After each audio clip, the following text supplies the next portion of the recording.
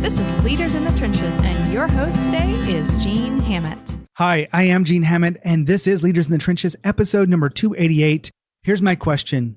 How do you know that your content actually educates someone? How do you know that they are moving forward? Is it because they tell you it's educational? Maybe that's not what you're going to hear back, because if you're putting your message out there as often as I am, then you are not going to hear that back every day. Now, I hear it back a lot, and it's fun to meet people when I go face to face. When they think about it, they share with me how much they enjoy the show or how much they've read something that I've done, or maybe it's even about the book that I put out called The Trap of Success, shameless plug. You can buy that at Amazon. But how do you know that they're actually moving forward? Well, I had an expert come onto this. I was introduced to her at my NSA chapter in Atlanta, and I saw her again present in Orlando at the National NSA Conference. She is she's a fireball, and I love Jill Schiefelbein. And hopefully I've got the name correct, but she is just a wealth of knowledge, and she has so much understanding of content and what it takes to express your message out there and let it really be taken seriously. And maybe not too seriously, but she really is an expert around content that educates. And we want to educate our market. We want to give value, and we want them to see us as that thought leader. Now, if you haven't already jumped in and got the free training I have on brand ambassador, just go to leadersinthetrenches.com/ambassador. And it's all about activating the emerging leaders inside your company to either speak on stages, to leverage the media, or become the media. Get that free training at leadersinthetrenches.com/ambassador. All right, here's the interview with Jill Schiefelbein. Hey, Jill, how are you? I'm doing great, Gene. Thanks so much for having me. Well, I'm excited to have you and share your wisdom with Leaders in the Trenches. I've already let our audience know a little bit about you, but I'd love for them to hear it in your own voice. So tell us about you and who you serve. You know, I'm just a small town girl living in a lonely world. And, I won't sing, but, I'm a small town girl turned New York City dweller. And I love to think big and figure out what makes people work. So my way of doing it, my lens is through communication and the intersections that communication has specifically at our point in time in society with education and technology. So geeking out on the digital stuff, I love the numbers and really love bringing the theory to practice. I was an academic for many, many years, and now taking that outside and making it applicable to people is really my passion. Well, fantastic. There's a little bit of positioning. You were one of the guest speakers at an NSA, which is Professional Speakers Association in Atlanta. And then I also saw you speak back in July at the NSA Influence Conference. And you are, chair of 2018 NSA? Is that right? Yeah, co-chair. I mean, to get the responsibility with someone else to head up the biggest single convention for professional speakers in the world, it's kind of overwhelming and humbling and terrifying, if I'm honest. Well, that is thinking big, right? Did you think that would happen like 5 years ago or 10 years ago? Like, that's what I want to do? No, because 5 years ago, I wasn't even in this organization, which is the craziest part about it all. I don't know. I've been part of this organization for a little over 4 years. And what I found with anything I do in life, I go into a situation, if I know I want to be a part of it, I find the best way that I can use my abilities to serve and help. And sometimes it's not the sexy and glamorous stuff, but it's, getting my hands dirty, so to speak. But when you do that in any situation, whether it's with clients or with your professional communities, opportunities arise. And to be honest, when I was first asked to take on this role, and it's a volunteer role that takes up a copious amount of time, my initial response was no, but I was convinced by powers that be to change that tune. Well, I say all this because every interaction I've had with you, you're just a bundle of energy, a wealth of knowledge, and I'm sure that today's interview would be fantastic.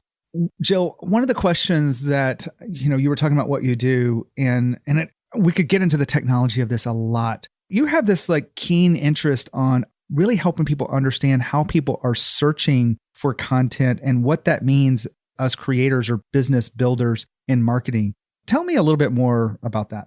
Yeah. So in 2012, I got this great idea to create a video series, right? Because like everyone else on the planet, I'm going to create videos that go viral and I'm going to be awesome and people are going to find me and I'll be famous. And well, I am not, and that did not happen, but I learned a lot along the way. And what it comes down to is with my passions of communication and communicating to educate people, really that focus, it comes down to are why people looking for content online? What are they actually clicking on and reading that is not of the clickbait variety, right? I want to be authentic and transparent here, but also how are they finding what they are consuming? Because once you know all of that, you can actually, as an entrepreneur, as a business, as a marketing team, what have you, create content so that's actually found online in the organic way that people are searching for information. So can you give us an example so that it really is clear for us?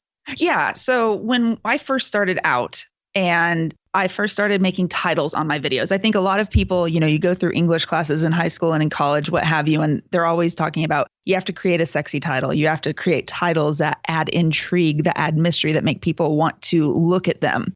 So my first video series that I released, I had one video and I titled it, Do the Penguin. Now, for some context here, this was a stage exercise or before you go on stage to help you eradicate some nervousness, get yourself in natural body posture and open up your diaphragm and your airways for better projection. And it's this 1-minute video. Well, I call it Do the Penguin because at some point you put your shoulders to your ears and you waddle a little bit. And I do this on the video and make a fool out of myself because that's just who I am. And people laugh and they get it when they see it in person. But after having this video out for a year, I had maybe 1,200 views on this video. And I was livid because I put time and money into this. And I'm like, no, this is actually good content. This can actually help people. I believe in it. And why isn't it being found? So I put on my geek hat and really dove into all the analytics and started understanding human behavior online. And then also understanding how computers are reading information. And that's what we often don't think of when it comes to marketing and positioning content is it's not just a human that you're interacting with. You're also interacting with a computer and how a computer reads data. So you have to find something that combines those two. Very long story short, I changed that title to Calming Your Nerves Before Public Speaking, Do the Penguin. That video now has over 78,000 views just because I was better able to communicate to a computer how to position this for other people when they're searching for answers to their questions.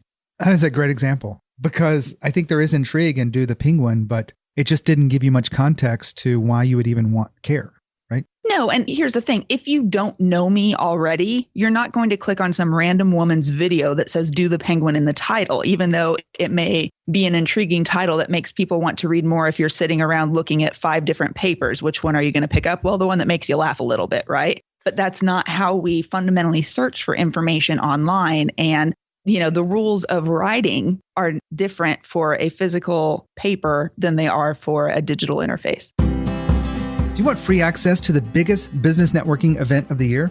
Check out the Small Business Expo. It's free to attend and features more than 25 free business workshops, panel discussions, speed networking sessions, business card showcase, and over 100 exhibits. Gain leads and network with business experts, including AT&T Business, Geico, and Allstate. There's something for everyone at the Small Business Expo. The Small Business Expo is the largest and most anticipated business-to-business networking event, trade show, and conference for business owners, entrepreneurs, and decision makers. If you're serious about your business, this expo is a must-attend event. Startups and business owners can take advantage of free admission and educational workshops covering online social media marketing, employee benefit plans, credit and financing, strategies for increasing revenue, and team productivity, mentoring, cloud technologies, retirement plans, and much more. Don't miss the Atlanta Small Business Expo at Cobb Galleria Center on Thursday, November 9th from 9 to 5. Register for free today at thesmallbusinessexpo.com. That's thesmallbusinessexpo.com. Now, if you're in Atlanta, I'd love to see you there because I'll be speaking. You can hear me and see me in person. I'll be signing books. So I'd love to see you there. The Trap of Success is waiting for you. And if you missed this and it's past the time, go to thesmallbusinessexpo.com anyway, because they have one in a city near you and you can find out what's going on in 2018. That's my piece to you. Thanks.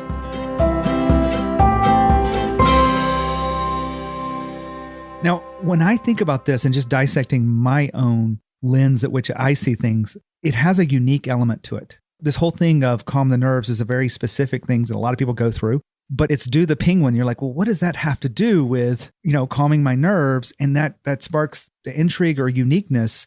Is that part of the magic? I would like to say that, yes, absolutely it is because, I'm biased. I like that title. But in reality, it's not. It's really people, when they search for information online, they have a problem they want solved or they have a question they want answered. And really, your positioning has to be all about not only answering that question, but stating that in your headlines and your titles and your descriptions in a way that the computer can also recognize that this is an answer to a specific type of question. And that's really it. Now, once they watch it and once they get to know me, then it becomes a joke. And I'll have clients who are like, oh, yeah, let's do the penguin together. And it's a joke and it's funny, but that's something that comes after the relationship. We don't want to assume a relationship exists when we're thinking about how we title and describe our content online. Now, one other element to this is like once you've drawn them in, was there anything else that you did that, I mean, you probably didn't change the video because you probably spent a lot of money doing it, but what else did you do to actually get to 78,000 views? There were a few things. So I changed the titles. I made unique and universal descriptions on all of my videos so that the computer, meaning YouTube in this case, could, when people are searching for information about, and this series was on public speaking and business communication skills, all of the videos had similar keywords titled around it. And then I also added what questions this video answers. And I did that on my website specifically because I wanted a standalone web page for each and every video to kind of pump up not only the Google juice, but when a client asks me for an example of something, I'd much rather send them to my own real estate than to YouTube's. Love it. When you are working with someone on this, I mean, we just talked about a mistake is basically falling in love with your title because you thought it was cute. You thought it would, it really was the essence of the video. But what other mistakes are you seeing people make in the creation of that content so that people are paying attention? You know what's interesting, and I have to give a little anecdotal example of this, is we don't have, as a whole, a lot of marketers don't really have a fundamental understanding of how search works and how to communicate to computers. I joke often that I am the translator between tech and non-tech, and sometimes that tech means a machine and human beings in many cases. And when you think of how the internet first started and first started categorizing information, we can think of back when we used to go to libraries. I mean, heaven forbid we went into a physical space and we went to this piece of furniture that I really actually want an antique one of these, but those card catalogs, right? And you pull out a drawer and you look for one word, you take the card, you go pull the book, you decide if there's another term, then you find that other term. So when we first started categorizing information online, it was simple. It was based on one word at a time, thus the key word. As technology advanced, we could start doing Boolean searches where it's blank and blank. And then it was long tail where it's how, restaurants for Greek food in the Upper East Side, New York City. But now humans' behavior online with well over 50% of searches all being mobile, a lot of them not even typed. We pick up our phones and we ask, what's the best Greek restaurant in the Upper East Side?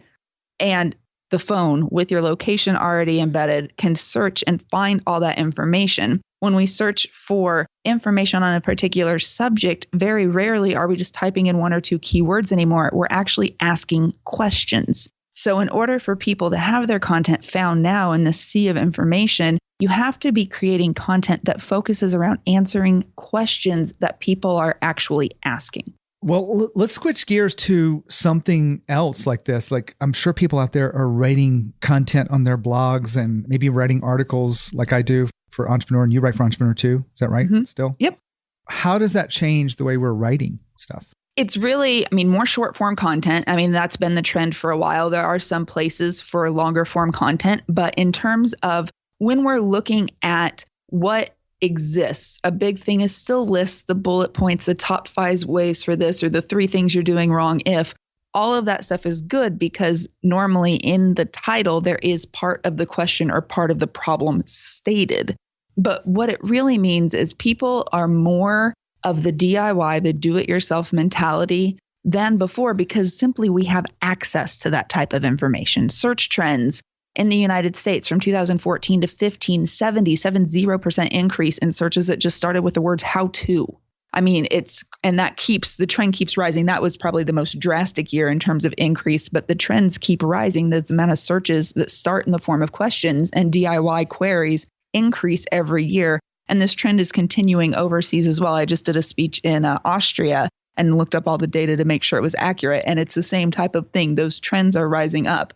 So when you're looking at all of this, it's really thinking not just what information can I spit out on a piece of paper or on a digital screen, or how can I categorize it as a list? It's what one specific question is this contribution going to answer? And then thinking through your content in that way. What happens often is writers will put way too much information in a single piece instead of dividing it up into multiple pieces and just being very succinct at answering one question here, a follow-up there, and then maybe taking it on a different path. I like the way you're thinking about this. And I've seen that too with people searching for how to, and my own searches. I think about this, like how to get more reviews on your book and how to do a market your book. Because of course I've got a book that just launched called The Trap of Success that I'm doing a lot of those searches and I'm finding the experts using how searches. Yeah. It's when people, or you have a question, you look for an answer. Someone answers that question, you're going to feel some type of indebtedness to them. Robert Cialdini's principles of, reciprocity and everything like that. And eventually they're going to reciprocate in kind in some way, whether it's tweeting you, liking you, following you, or remembering down the road that, oh, this person helped me with a question. Let me see if I can pass their information on to someone else. It's just a long-term strategy. But if you really want to demonstrate your expertise, that's how it has to play out. Because think about it and be honest, you're listening to this, you're not feeling well, you're a little sick, and some of your symptoms are a little different than before. What's the first thing you do? You Google it. You Google what you're feeling. You Google what those symptoms mean. Whereas even just 5-10 years ago, the first thing you do was you called the expert. So people don't call the expert first anymore. People want to be the expert first and then get confirmation. And that fundamental shift in human behavior, especially online, has to impact the way you change your marketing. I've got an element inside my speech, and you haven't heard me speak before, Jill, but it's called be the choice, not a choice. Mm-hmm. And I look at it from the perspective of emotional connectivity, which I was looking for ways to uncover why people choose who they choose, whether it be customers, the places where they buy from, or the content they read, or it could be being selected for stages. And one of the elements inside there is helpful. And that's what you're talking about, creating content that educates, that is helpful to your audience. And that's one of the things that emotionally connects or resonates with us because we see that person as an expert. It does. And even think back to your childhood. You can remember the names of many of your teachers. Why? Because they actually contributed something of value to your life. They helped you grow in a specific way. You can probably even remember concrete examples of when they taught you a lesson. My Spanish teacher in high school would always correct us on the usage of well versus good. And I still remember that very vividly today. And every time I mess up, I think, Senora Patrick would be slapping my wrist with her ruler right now. She really didn't do that, but metaphorically. And you remember those things because people contributed to your life. So how can you be someone that contributes to other people's lives, to their feelings of efficacy, to their feelings of empowerment? Do that. You have the connection. You can also provide them the information and help them grow. One of the things I've been doing, Jill, is doing some deep research. I believe in really deep research when I can to support my speeches, support the work I'm doing, maybe even future books.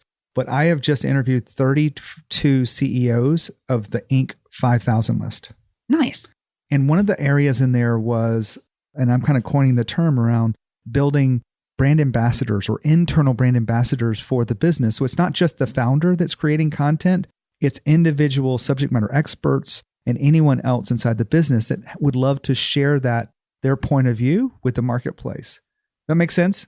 It does. And, a lot of companies, the bigger companies are slowly catching on to the importance of that, right? But a lot of the newer companies, I think immediately of Brit & Co. Britt Morin started this. It's kind of a DIY, started out as that type of community with crafting and a lot of issues around creativity. And she has a great example. I got to interview her for my book, actually, since you're talking about interviews for books. And I really learned how they empower their employees, not only to seek out content, but to find what's going on to make their internal stuff better and then giving them a voice and not filtering them. And that type of trust, when you give it to employees, they're more likely to actually honor you and do well by you. But so many companies hold tight to that leash and just don't want those expressions to be able to freely come out. There's all this monitoring. There's all this, labyrinth of jumps and hurdles you have to get through. but it's really empowering the people in your organization to share and help others. It not only builds them up, but then it attracts a different type of people to your organization because they may identify better with one of your entry-level employees than they do someone in the C-suite. Well, I bring this up specifically because the people that are listening in here are probably founders. Maybe you're an emerging leader, or maybe you're part of something that is already creating content, but don't think about what we're talking about today as something that just you have to do. It's actually something that you could have other people on your team doing. They'll be more engaged. And actually, this is one of the key disciplines that the Inc. 5000, which are growing at like 2,000% over 3 years, are doing to get their message out into the world. So I just wanted to kind of bring that up for everyone. Jill, my question for you with the rest of the time we have here is to really ask about what would be practical and actionable kind of approach that someone should do if they want to look at creating something like this to create that expert status in their business. Is there an exercise that you walk them through to do that?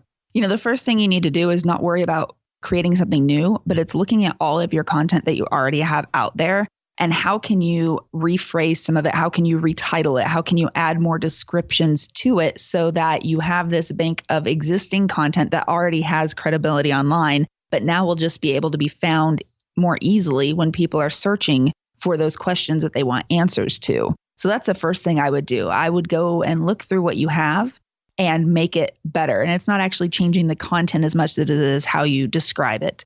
And a great way to do that, to think of, well, what questions are people actually answering, is you can use one of two things. One is Google Suggest, which is basically when you start typing in to the Google toolbar, the Google search bar, suggestions will automatically come up. So it will tell you what is really trending and what the computer thinks is most applicable. Now, granted, unless you do this in incognito mode, you're getting stuff that has been influenced by your past searches. So do it in incognito mode.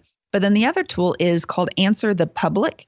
And I am in love with this tool. You type in a keyword and it generates anywhere from a handful to hundreds of questions that are being asked right now around that topic area. And you can pull it up visually as this pretty circular chart. You can make it linear with lots of data and categories, whatever your forte is.